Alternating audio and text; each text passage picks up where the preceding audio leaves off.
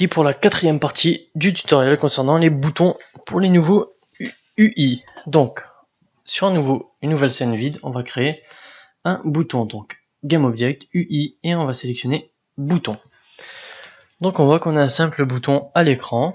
Ici, nous l'avons positionné en haut, au milieu, en haut.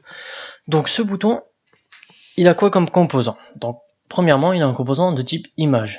Donc, ils lui ont mis un sprite par défaut qui s'appelle le GUI sprite, donc on peut mettre un peu tout ce qu'on veut. Voilà. On va mettre celui-là par exemple. Celui-là, je l'aime bien. Ouais, celui-là, je me suis laissé tenter. Celui-là, une couleur, donc on avait déjà vu les images, donc une couleur, ce sera très bien. Slide, je vous ai dit, si on agrandit, pas comme ça. Si on agrandit, le bouton ne sera pas flou, ça s'adaptera automatiquement avec la multiplication des éléments au milieu de notre sprite. Et il a aussi un composant, plus précisément un script de type bouton. Donc, interactable, c'est-à-dire est-ce que le bouton est activé ou non. Là, il est désactivé, là, il est activé. Il a des transitions, comme je vous ai parlé brièvement dans la vue d'ensemble, dans la première vidéo. Donc, une transition color tint, sprite swap et animation. Donc, on va voir color tint en premier. Color tint, alors ça va changer la couleur par rapport à l'état du bouton. Donc il y a 4 états dans le bouton. Donc normal, c'est-à-dire ici, comme vous le voyez, le bouton. Inlighted, c'est quand la souris est sur le bouton. Pressed, c'est quand la souris appuie sur le bouton. Et Disable, c'est quand il est désactivé. C'est-à-dire quand, par exemple, Interactable est désactivé. On voit bien que, par exemple, désactivé, je vais le mettre le bouton en rouge. On voit que ça change en même temps parce qu'il est désactivé. Donc si je le réactive, il va prendre sa position, enfin sa couleur normale. On va dire que si je mets ma souris dessus, le bouton va être bleu. Si j'appuie, il va être vert fluo. Donc, on va tester tout ça. Je vais faire play. Donc, le bouton est gris par défaut. Si je me mets dessus, il va devenir bleu. Donc, il est bleu. Si je clique, il devient vert. Donc voilà, je le désactive, il devient rouge, tout est parfait. Donc après vous pouvez changer les fade duration, donc c'est le temps entre les deux couleurs. Du temps qui passe du gris au bleu, il va mettre 0,1 seconde, etc. Donc on va passer aux transitions, on va passer au sprite swap. Donc je vais pas vous montrer parce que, enfin ouais, je vais vous montrer rapidement. Donc par défaut, notre bouton, je réfléchis. Voilà, c'est ça. Donc par défaut, notre bouton aura l'image ici par rapport à son script image. Ici, j'ai rajouté .roundRect dans highlight sprite, c'est-à-dire quand je vais mettre ma souris dessus. Déjà, je vais commencer par le descendre un peu. C'est pas ça. Le descendre un peu pour le voir un peu mieux. Voilà. Quand je vais mettre ma souris dessus, ça va me changer de sprite. Enfin, le bouton va avoir un nouveau sprite. Donc on va tester ça. Donc voilà, j'ai ma souris dessus, on change de sprite. Et vous pouvez faire de même avec Pressed et Disable. Donc voilà, je vous laisse tester car moi j'ai pas de sprite dans ce projet là. Et le plus important, enfin le plus important non, mais une des choses les plus importantes, les animations du bouton. Donc vous pouvez jouer une animation. Comme vu dans la première vidéo de cette série de tutoriels, vous pouvez jouer une animation par rapport à l'état du bouton. Donc, par défaut, si vous lancez votre script comme ceci, hop, vous pouvez cliquer, passer la souris dessus ou désactiver ici. Ça changera absolument rien. Pourquoi? Parce qu'on n'a pas encore d'animation. Voilà. Donc c'est logique. Pour générer des animations, vous pouvez vous-même créer un composant animator sur ce bouton, etc. Mais il y a un outil spécial qui le fait automatiquement ici, Auto Generate Animation. Donc on va cliquer dessus. Il nous demande de sauvegarder notre bouton contrôleur. Donc je vais dans mon dossier MySing. Je vais appeler animation. Enfin je vais appeler animation. Et dedans je vais faire un autre dossier bouton. Et je vais enregistrer bouton.contrôleur. Enregistrer. Donc ça nous a fait ça nous a rajouté un composant de type animator avec notre bouton contrôleur ici. Si on va sur notre bouton contrôleur, on voit ici que ça nous a rajouté 4 paramètres de type booléen avec les différents états de notre bouton, ainsi que les animations. Donc normal qui est l'animation par défaut, Enlight, Pressed et Disable. Donc si on regarde les transitions, on voit bien que si Disable est mis à true ici, on va jouer l'animation Disable, etc. C'est pareil pour les 3 autres. Donc maintenant on sélectionne notre bouton, on va aller dans Animation. Donc si vous n'avez pas le panneau Animation, c'est dans Window Animation. Et vous pouvez maintenant sélectionner l'animation à customiser. Par exemple, je vais mettre Pressed. Donc je vais créer une animation pour l'état appuyé. Donc quand nous cliquons sur le bouton, donc on va appuyer sur le petit bouton rouge, on va sélectionner notre bouton et on va lui effectuer une opération qui sera enregistrée. Donc si les boutons d'Unity ici en haut au milieu sont rouges, ça veut dire que vous êtes en train d'enregistrer une animation. Donc n'oubliez pas d'enlever le petit point rouge que l'on vient de cliquer pour sortir de cet état de création d'animation. Donc ce que je vais faire, je vais tout simplement, quand on appuie sur le bouton, il va se réduire comme ceci par exemple.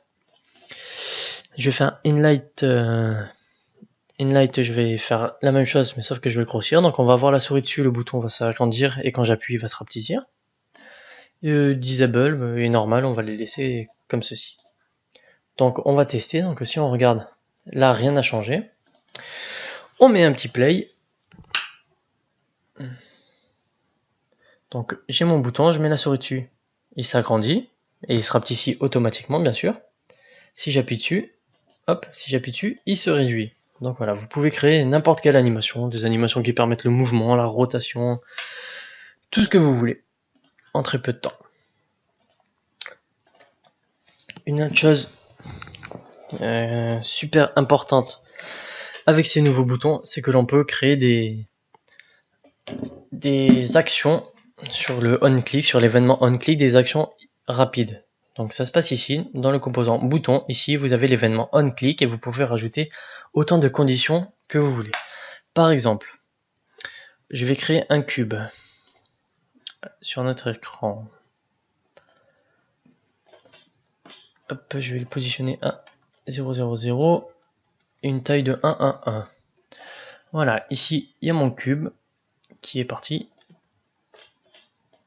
Mon cube, je vais rajouter aussi une lumière pour qu'on le voie un peu mieux. Hop, je décale la lumière. Voilà, on a un cube ici, et je veux par exemple, si j'appuie sur le bouton, le cube disparaisse, voilà, tout simplement. Donc, on resélectionne le bouton ici, on rajoute un événement ici dans l'événement onClick, donc il attend un GameObject. Donc on va prendre le cube, on va le glisser dans les GameObject, du coup, nous avons une liste de fonctions prédéfinies, donc par exemple, on veut accéder, pour supprimer l'objet, enfin pour le cacher plutôt du moins, on va aller dans son GameObject et on va chercher l'attribut qui permet de le masquer ici, setActiveBool, et est-ce que c'est vrai, est-ce que c'est faux? Ici c'est décoché, donc l'objet ne sera plus activé à l'appui de mon bouton. Donc on va tester ça. Donc ici il y a mon cube, il y a mon bouton avec ses animations.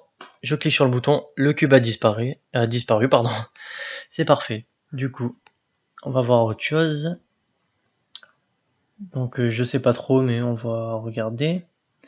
Transforme, qu'est-ce qu'on pourrait changer?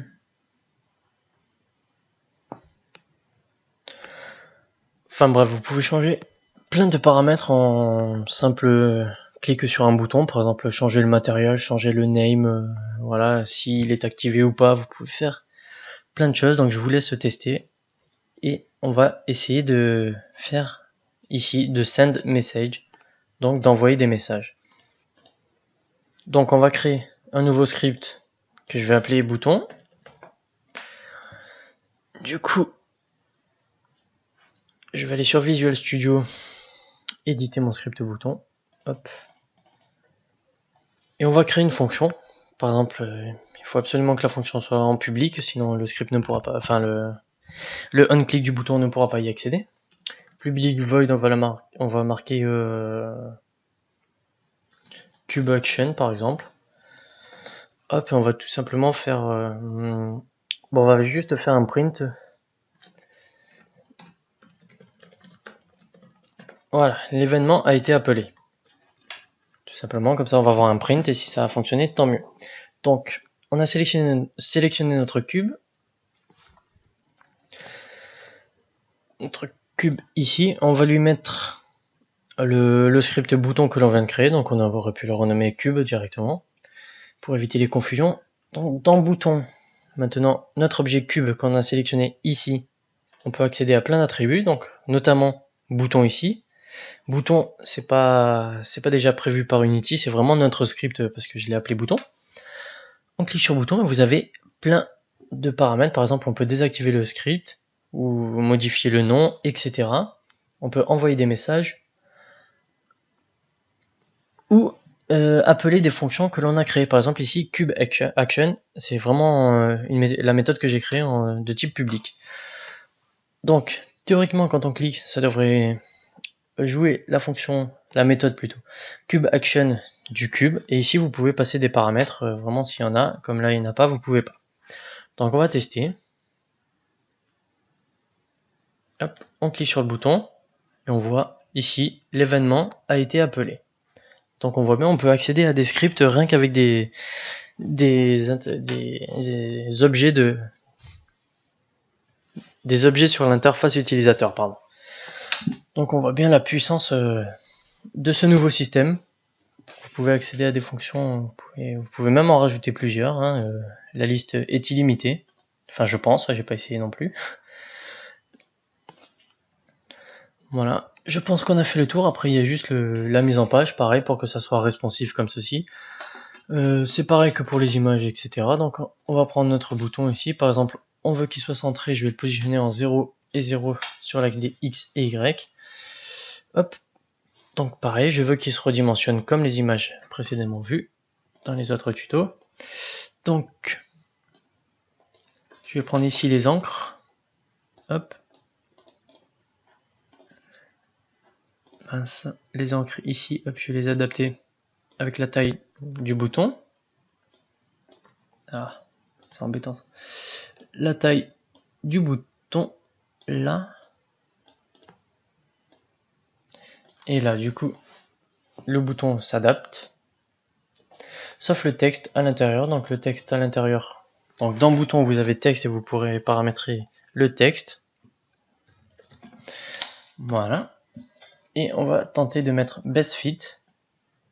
Et on voit que la taille du texte s'adapte au bouton. Par contre, c'est un peu grand, donc on peut tout à fait modifier la taille ici du texte, par exemple. Cliquez moi, ou si vous voulez une valeur plus petite, vous pouvez mettre un minimum ici, vous pouvez descendre minimum et maximum. Voilà. Donc voilà, je pense qu'on a fait à peu près le tour des boutons, des événements et des transitions. Donc on se retrouve dans une nouvelle vidéo et nous verrons les sliders.